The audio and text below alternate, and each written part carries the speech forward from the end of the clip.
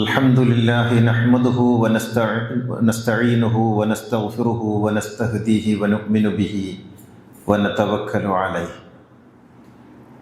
ونعوذ بالله من شرور أنفسنا ومن سيئات أعمالنا من يهد الله فهو المهتد ومن يضلل فلن تجد له وليا مرشدا أشهد أن لا إله إلا الله وحده لا شريك له وأشهد أن نبينا محمدا عبده ورسوله أرسله بالهدى ودين الحق ليظهره على الدين كله ولو كره المشركون اللهم صل على محمد وآل محمد كما صليت على إبراهيم وآل إبراهيم اللهم بارك على محمد وعلى آل سيدنا ومولانا وحبيبنا ومنجينا وهادينا ومرشدنا وشفيعنا وإمامنا وقدوتنا وقرة أعيننا محمد كما باركت على إبراهيم وآل إبراهيم إنك حميد مجيد يا أيها الذين آمنوا اتقوا الله حق تقاته فلا تموتن إلا وأنتم مسلمون أعوذ بالله من الشيطان الرجيم بسم الله الرحمن الرحيم وما محمد إلا رسول قد خلت من قبله الرسل أفإن مات أو قتل انقلبتم على أعقابكم ومن ينقلب على عقبيه فلن يضر الله شيئا وسيجزي الله الشاكرين ബഹുമാന്യരായ സഹോദരന്മാരെ സഹോദരികളെ, ജീവിതത്തിൽ സൂക്ഷ്മതയും തഖ്വയും പുലർത്തണമെന്ന് എന്നെയും നിങ്ങളെയും ഉണർത്തുകയാണ്. അള്ളാഹു നമ്മെ എല്ലാവരെയും സജ്ജനങ്ങളിൽ ഉൾപ്പെടുത്തി അനുഗ്രഹിക്കുമാറാകട്ടെ. എല്ലാവർക്കും അനുഗ്രഹീതമായ മീലാദ് ആശംസകളും സമൃദ്ധമായ ഓണാശംസകളും നേരുകയാണ്. ഇന്ന് ഈ രണ്ട് ആഘോഷങ്ങളും മലയാളികൾ ഒന്നിച്ചാണ് കൊണ്ടാടുന്നത്. ഒന്നൊരു പ്രവാചകന്റെ ജന്മവുമായി ബന്ധപ്പെട്ട സന്തോഷമാണെങ്കിൽ മറ്റൊന്ന് ഒരു മഹത്തായ സ്വപ്നവുമായി ബന്ധപ്പെട്ട കാർഷിക ആഘോഷമാണ്. രണ്ടും മനുഷ്യനെ നല്ലതിനെക്കുറിച്ച് ചിന്തിക്കാനും നന്മ പ്രവർത്തിക്കാനും പ്രേരിപ്പിക്കുന്ന ആഘോഷങ്ങളാണ്. ഇന്നത്തെ ദിവസം നമുക്ക് പ്രവാചകനെക്കുറിച്ച് ചിലത് പറയേണ്ടതായിട്ടുണ്ട്. ആരാണ് മുഹമ്മദ് നബി എന്ന ചോദ്യത്തിന് സമൂഹത്തിൽ നൽകപ്പെടുന്ന ഉത്തരം പലപ്പോഴും ഇസ്ലാമിനെ ഹൈജാക്ക് ചെയ്തിട്ടുള്ള പൗരോഹിത്യം പറഞ്ഞ കഥകളിലുള്ള മുഹമ്മദിനെ കുറിച്ചാണ് ആളുകൾക്ക് അറിയാവുന്നത്, അവർ പറയാറുള്ളത്. പലപ്പോഴും നമ്മൾ ഖുത്ബയിൽ പറഞ്ഞതുപോലെ ഒരു മഹാപ്രവാചകൻ, മഹാഗുരു എന്നിടത്ത് നിന്ന് മുഹമ്മദ് നബിയെ താഴ്ത്തിക്കൊണ്ടുവന്ന് ഇറക്കിക്കൊണ്ടുവന്ന് തങ്ങൾക്കുള്ള സകല വീക്ക്നെസ്സുകളും ബലഹീനതകളും മുഹമ്മദ് നബിക്ക് ഉണ്ടെന്ന് വരുത്തി തീർത്ത് അങ്ങനെയൊരു മുഹമ്മദ് നബിയെയാണ് പരിചയപ്പെടുത്തിയിട്ടുള്ളത്. ഇത് ഹദീസുകൾ നിർമ്മിച്ച മുഹമ്മദ് നബിയാണ്. ആ മുഹമ്മദ് നബിക്ക് മൂല്യങ്ങളില്ല. ഹദീസുകൾ നിർമ്മിച്ച മുഹമ്മദ് നബിക്ക് മാനവികതയില്ല. ഹദീസുകൾ നിർമ്മിച്ച മുഹമ്മദ് നബിക്ക് സമൂഹത്തിൽ ഏതെങ്കിലും വിധത്തിൽ ഉയർന്നു നിൽക്കുന്ന മഹത്വങ്ങൾ ഏതുമില്ല. എന്നാൽ ഇന്നത്തെ ഖുത്ബയിൽ എനിക്ക് സമൂഹത്തോട് പറയാനുള്ളത് അക്കേട്ടയാളല്ല മുഹമ്മദ് നബി എന്നാണ്. ഈ പുരോഹിതന്മാർ പറഞ്ഞു പരത്തുന്നതല്ല മുഹമ്മദ് നബി. അവർക്ക് വേണ്ടുന്ന ഒരു നബിയെ സൃഷ്ടിച്ചെടുക്കുകയാണ്. തങ്ങളുടെ കുടിലമായ താല്പര്യങ്ങൾക്ക്, തങ്ങളുടെ സംഘടനാ താല്പര്യങ്ങൾക്ക്, തങ്ങളുടെ സാമ്പത്തിക താല്പര്യങ്ങൾക്ക്, തങ്ങളുടെ രാഷ്ട്രീയ താല്പര്യങ്ങൾക്ക് പരുവപ്പെടുത്തിയ ഒരു മുഹമ്മദിനെയാണ് അവർ ഉണ്ടാക്കിയെടുത്തിട്ടുള്ളത്. കാരണം അവരുടെ എല്ലാ ഇംഗിതങ്ങൾക്കും ശരിപോളുന്ന ഒരു പ്രവാചകനെ അവർക്ക് ആവശ്യമുണ്ട്. അവർക്ക് വർഗീയതയ്ക്ക് വർഗീയത വേണം, അവർക്ക് പരമത വിദ്വേഷം വേണം, അവർക്ക് ബാലികമാരെ വിവാഹം ചെയ്യണം, അവർക്ക് ഒന്നിൽ കൂടുതൽ കല്യാണം കഴിക്കണം, അവർക്ക് നാടുകൾ വെട്ടിപ്പിടിക്കണം. ഇങ്ങനെ അവർക്ക് അവരുടേതായ ഒരുപാട് താല്പര്യങ്ങളുണ്ട്. ആ താല്പര്യങ്ങൾക്ക് അനുസൃതമായ ഒരു പ്രവാചകനെ അവരുണ്ടാക്കി വെച്ചു. അത് അള്ളാഹു അയച്ച നബിയല്ല, ദൈവം അയച്ച ദൂതനല്ല, മറിച്ച് ഈ പൗരോഹിത്യമുണ്ടാക്കിയെടുത്ത, ഭരണകൂടമുണ്ടാക്കിയെടുത്ത ഒരു പ്രവാചകനാണ്. ആ പ്രവാചകനെയാണ് സമൂഹത്തിന് പരിചയമുള്ളത്. യഥാർത്ഥത്തിൽ കാർമേഘത്തിനപ്പുറത്ത് നിൽക്കുന്ന ഒരു ചന്ദ്രനുണ്ട്. ആ ചന്ദ്രനാണ് വെളിയിൽ കൊണ്ടുവരേണ്ടത്. ഇക്കാണുന്ന ചിത്രമല്ല, ചിത്രത്തിനപ്പുറത്തൊരു ചിത്രമുണ്ട്, കാഴ്ചക്കപ്പുറത്തൊരു കാഴ്ചയുണ്ട്. ആ മുഹമ്മദാണ് പ്രകാശത്തിൻ്റെ പ്രകാശമായ, ജ്ഞാനത്തിൻ്റെ ഉറവിടമായ, സകല മനുഷ്യരെയും ഒരുപോലെ ചേർത്ത് നിർത്തുന്ന, മനുഷ്യനെന്ന സത്യത്തെ സ്നേഹിക്കുന്ന ഒരു പ്രവാചകനുണ്ട്. ആ പ്രവാചകനെ നമുക്ക് എവിടെ നിന്ന് കിട്ടും? ഖുർആനിൽ നിന്ന് കിട്ടും. അതിനാൽ ഹദീസുകൾ ഉൽപ്പാദിപ്പിച്ചിട്ടുള്ള കൃത്രിമമായ ഈ മുഹമ്മദ് നബിയെ നമുക്ക് മാറ്റി നിർത്താം. എന്നിട്ട് വിശുദ്ധ ഖുർആൻ പറഞ്ഞ മുഹമ്മദ് നബി ആരാണ് എന്ന് നമുക്ക് നോക്കാം. ആ പ്രവാചകനെ കുറിച്ച് നാം പഠിക്കുമ്പോഴറിയാം ഈ പുരോഹിതന്മാരുണ്ടാക്കിയത് കള്ളനാണയമാണെന്ന്, അത് വ്യാജമാണെന്ന്. ശ്രീനാരായണ ഗുരു അനുകമ്പാദശകത്തിൽ പറഞ്ഞ കരുണാവാൻ നബി മുത്തുരത്നമോ, മുത്തായി രത്നമായി പ്രകാശിതമാകുന്ന ഒരു പ്രവാചകനെ കുറിച്ച് ഗുരു പറയുന്നുണ്ട്. വള്ളത്തോൾ പറയുന്നുണ്ട്, ചിരപ്രവൃദ്ധമാം തമസ്സകറ്റുവാൻ ധരയിലേക്ക് ഈശൻ നിയോഗിച്ച സൂര്യൻ. ഈ ലോകത്തെ വരിഞ്ഞു മുറുക്കിയിരിക്കുന്ന, അട്ടിപ്പേറായി കിടക്കുന്ന ഇരുട്ടിനെ അകറ്റാൻ ജഗദീശ്വരനയച്ച സൂര്യനാണ് മുഹമ്മദ് എന്ന് വള്ളത്തോൾ പറയുന്നുണ്ട്. വള്ളത്തോൾ മനസ്സിലാക്കി, അത്രയും മുസ്ലിയാക്കന്മാർ മനസ്സിലാക്കിയിരുന്നെങ്കിൽ ഈ കഥകളൊന്നും പറയുമായിരുന്നില്ല. എന്താണ് ഖുർആൻ പറയുന്നത്? വമാ മുഹമ്മദുൻ ഇല്ലാ റസൂലുൻ ഖദ് ഖലത് മിൻ ഖബ്ലിഹി റുസുൽ. മുഹമ്മദ് നബി പൂർവ്വ പ്രവാചകന്മാരുടെ ഒരു തുടർച്ചയാണ്, മഹാഗുരുക്കന്മാരുടെ ഒരു തുടർച്ചയാണ്. മുഹമ്മദ് നബി ബുദ്ധന്റെ തുടർച്ചയാണ്, മുഹമ്മദ് നബി യേശുവിൻ്റെ തുടർച്ചയാണ്, മുഹമ്മദ് നബി കൺഫ്യൂഷ്യസിൻ്റെ തുടർച്ചയാണ്, മുഹമ്മദ് നബി തിരുവള്ളുവരുടെ തുടർച്ചയാണ്. ഇങ്ങനെ പൂർവികരായ പ്രവാചകന്മാരുടെയും മഹാഗുരുക്കന്മാരുടെയും തുടർച്ചയാണ് മുഹമ്മദ് നബി എന്ന് ഖുർആൻ പറയുന്നു. ആ തുടർച്ചയെയാണ് നമ്മൾ ഉൾക്കൊള്ളേണ്ടത്. ഒരു ഗുരുവിനെയും തള്ളി പറഞ്ഞിട്ടില്ല. മുഹമ്മദ് നബി പറയുന്നു, ലാ നുഫർരിഖു ബൈന അഹദിൻ മിർ റുസുലി. ഒരു പ്രവാചകർക്കിടയിലും ഭേദങ്ങളില്ല. ആ പ്രവാചകൻ മുന്തിയ പ്രവാചകൻ, ഈ പ്രവാചകൻ താഴ്ന്ന പ്രവാചകൻ, അയാൾ കൊള്ളാം, ഇയാൾ കൊള്ളൂല എന്നിങ്ങനെയില്ല. എല്ലാ ഗുരുക്കന്മാരും ശരി, എല്ലാ ഗുരുക്കന്മാരും മഹത്വമുള്ളവർ, എല്ലാവരെയും ഒരുപോലെ ആദരിക്കേണ്ടവർ. അങ്ങനെ ലോക ഗുരുപരമ്പരയിലെ ഒരു കണ്ണിയായിട്ടാണ് താൻ നിയോഗിതനായതെന്ന് പറയാൻ ഖുർആൻ കൽപ്പിക്കുന്നു. വമാ മുഹമ്മദുൻ ഇല്ലാ റസൂൽ ഖദ് ഖലത് മിൻ ഖബ്ലിഹി റുസുൽ. എത്രയോ പ്രവാചകന്മാർ കഴിഞ്ഞു പോയിട്ടുണ്ട്, അതിലൊരു കണ്ണിയാണ് താങ്കൾ എന്നാണ് ഖുർആൻ പറയുന്നത്. അങ്ങനെ പൂർവ്വ പ്രവാചകന്മാരുടെ കണ്ണിയിൽ വന്ന ഒരു തുടർച്ചയായിട്ട് മുഹമ്മദ് നബിയെ പരിചയപ്പെടുത്തുന്നു. മറ്റൊരിടത്ത് ഖുർആൻ പറയുന്നു, മുഹമ്മദ് നബി വന്നത് സത്യധർമ്മ ന്യായ പ്രമാണങ്ങളുമായിട്ടാണ്. ഇന്നാ അർസൽനാക ബിൽ ഹഖ്ഖി ബശീറൻ വനദീറ വലാ തുസ്അലു അൻ അസ്ഹാബിൽ ജഹീം. സത്യന്യായ പ്രമാണങ്ങളുമായിട്ടാണ് നിന്നെ നാം അയച്ചിട്ടുള്ളത്. ഇങ്ങനെ ഈ ലോകത്ത് സത്യം, ധർമ്മം, ന്യായം, നീതി ഇതൊക്കെ പൂർത്തീകരിക്കുന്നതിന്, അതൊക്കെ പ്രചരിപ്പിക്കുന്നതിന്, സമൂഹത്തെ ഉത്ബോധിപ്പിക്കുന്നതിന് വേണ്ടി നിയോഗിതനായ പ്രവാചകൻ. ഈ പ്രവാചകനിൽ നിന്ന് സത്യത്തിനെതിരെ, നീതിക്കെതിരെ, ന്യായത്തിനെതിരെ, ധർമ്മത്തിനെതിരെ ഈ ഹദീസുകളിൽ പറയുന്ന എന്തെങ്കിലും ഉണ്ടാകാൻ പാടുണ്ടോ? അങ്ങനെയാകുമ്പോൾ ഖുർആൻ പറഞ്ഞ പ്രവാചകൻ അല്ലാതായി പോകൂലേ? ഇനിയും ഖുർആൻ പറയുന്നു, പ്രവാചകന്റെ ദൗത്യം എന്താണ്? സമൂഹത്തെ സംസ്കരിക്കണം, വ്യക്തികളെ ശുദ്ധീകരിക്കണം. കമാ അർസൽനാ ഫീകും റസൂലൻ മിൻകും യത്ലു അലൈക്കും ആയാതിനാ വയുസക്കീകും വയുഅല്ലിമുകുമുൽ കിതാബ വൽ ഹിക്മ വയുഅല്ലിമുകും മാ ലം തകൂനു തഅലമൂൻ. സമൂഹത്തെ സംസ്കരിക്കുകയാണ് പ്രവാചകന്റെ ദൗത്യം. സമൂഹത്തെ സംസ്കരിക്കണം. ഇവിടെ പ്രവാചകൻ തന്റെ സംസ്കാരമില്ലാത്തയാളാണെന്നാണ് ഹദീസുകൾ പരിചയപ്പെടുത്തുന്നത്. ഒരു സ്ത്രീ ഇങ്ങനെ നടന്നു പോകുമ്പോൾ പ്രവാചകന് കാമം തോന്നി, ഓടിപ്പോയി തൻ്റെ ഭാര്യയുമായി രമിച്ചു. എന്നിട്ട് തിരിച്ചു വന്നിട്ട് പറഞ്ഞു ഇങ്ങനെയാണ് ചെയ്യേണ്ടത്. ഇങ്ങനെയാണ്.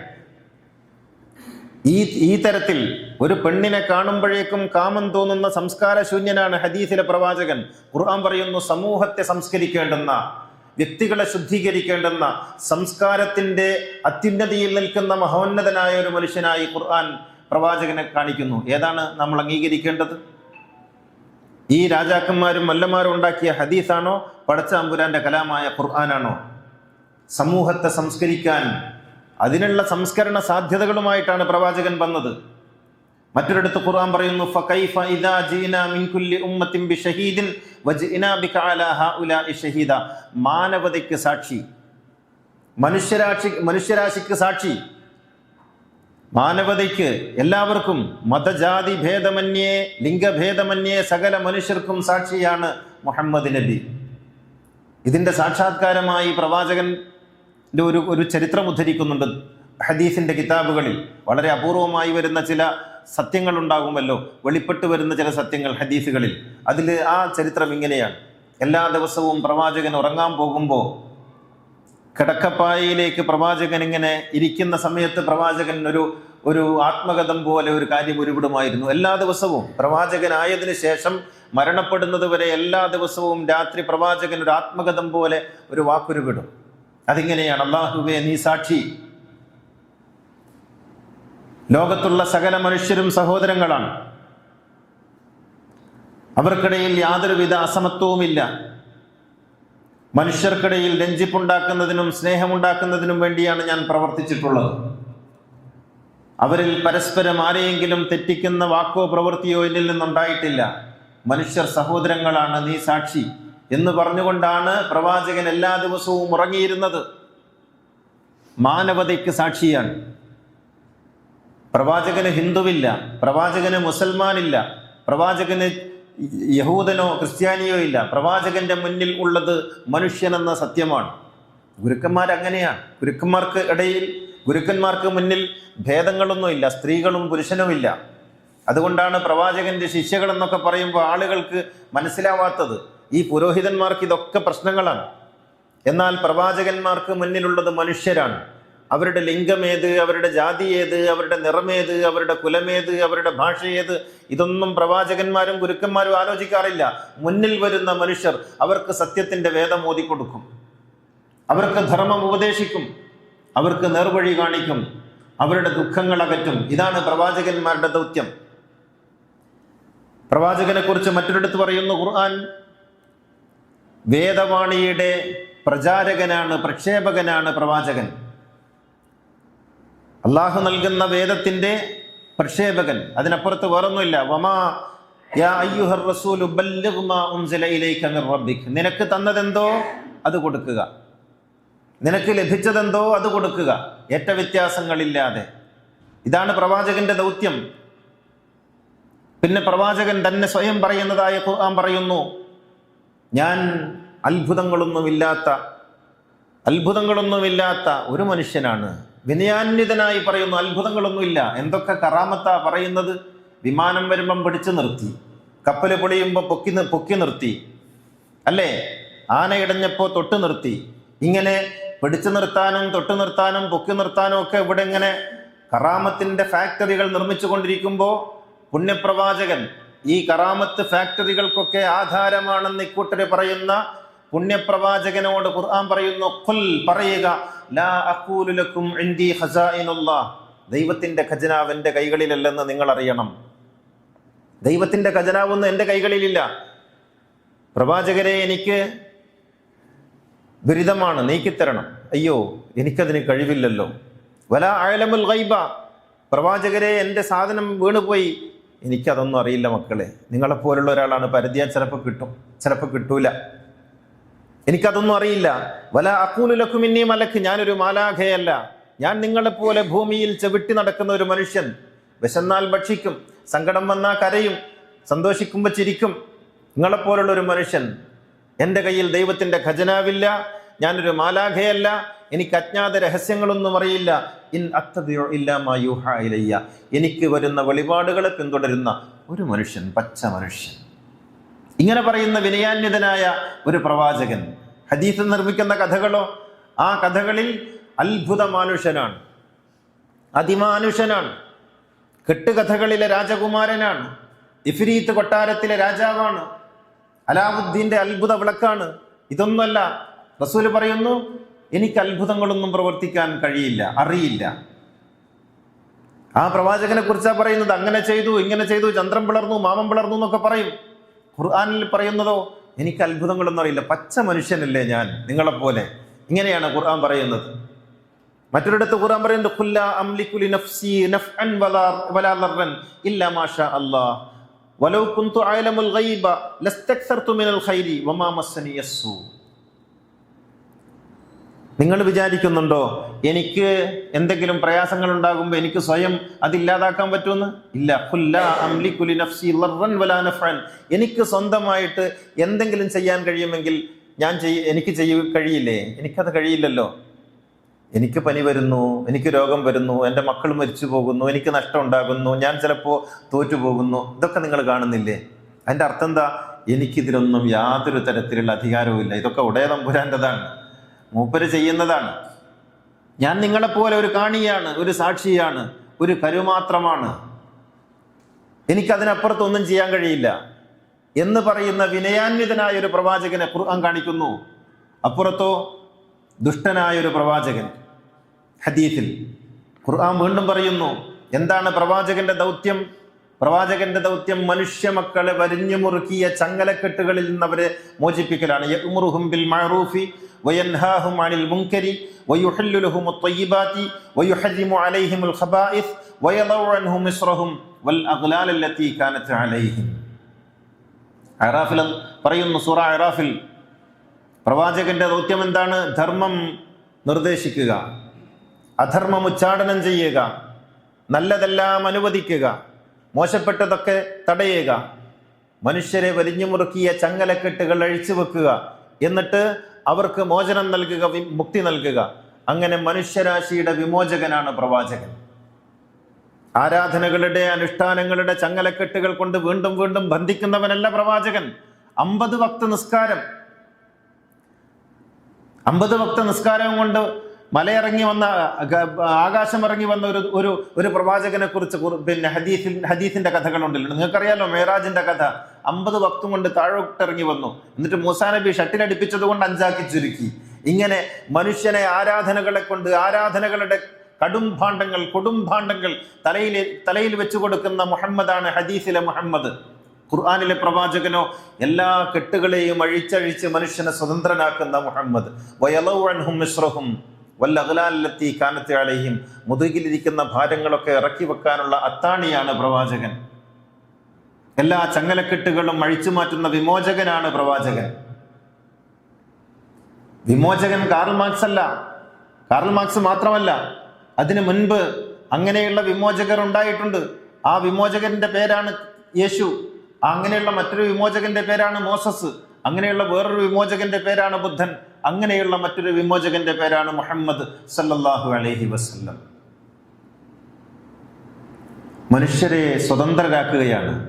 ദിബിഇ ഇബ്നു ആമിർ എന്ന് പറയുന്ന ഒരു പ്രവാചക ശിഷ്യൻ റുസ്തമിന്റെ കൊട്ടാരത്തിൽ ചെന്നു.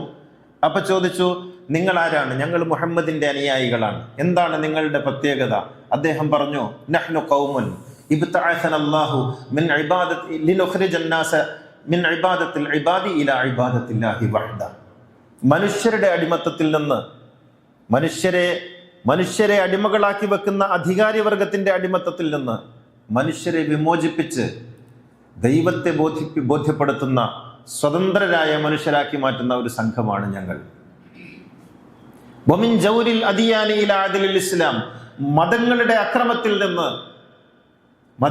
അക്രമത്തിൽ നിന്ന് സമർപ്പണത്തിന്റെ നീതിയിലേക്ക് മനുഷ്യരെ നയിക്കുന്ന, നോക്കൂ നിങ്ങൾ, മതങ്ങളുടെ വമിൻ ജൗരിൽ അദിയാനി ഇലാ അദ്ലിൽ ഇസ്ലാം, മതങ്ങളുടെ ക്രൂരതകളിൽ നിന്ന് സമർപ്പണത്തിന്റെ ലാഘവത്വത്തിലേക്ക് മനുഷ്യരെ നയിക്കുന്ന ഒരു സംഘമാണ് ഞങ്ങൾ.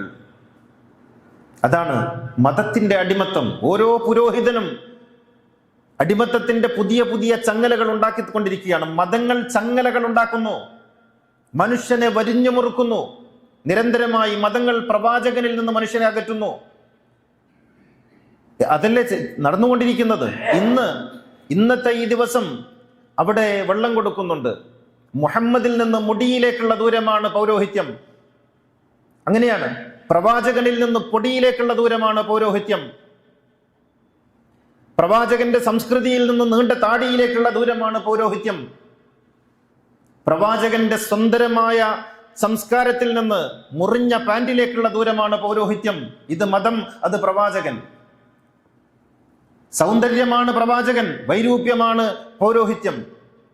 അഴകാണ് പ്രവാചകൻ, സകലമാന ഭീകരതയുമാണ് പൗരോഹിത്യം. സമാധാനമാണ് പ്രവാചകൻ, ആകുലതകളാണ് പൗരോഹിത്യം സമ്മാനിക്കുന്നത്. തമ്മിലുള്ള വ്യത്യാസം മനസ്സിലാക്കണം. എല്ലാവിധ ചങ്ങലക്കെട്ടുകളും അഴിച്ചു മാറ്റുന്നവൻ പ്രവാചകൻ, ചങ്ങലക്കെട്ടുകൾ വീണ്ടും വീണ്ടും പണിയുന്നവൻ പുരോഹിതൻ. അതാണ് പ്രവാചകനും പുരോഹിതനും തമ്മിലുള്ള വ്യത്യാസം. പ്രവാചകൻ നമ്മെ ലാഘവത്വത്തിലേക്ക് നയിക്കുന്നു, സ്വർഗത്തിലേക്ക് നയിക്കുന്നു.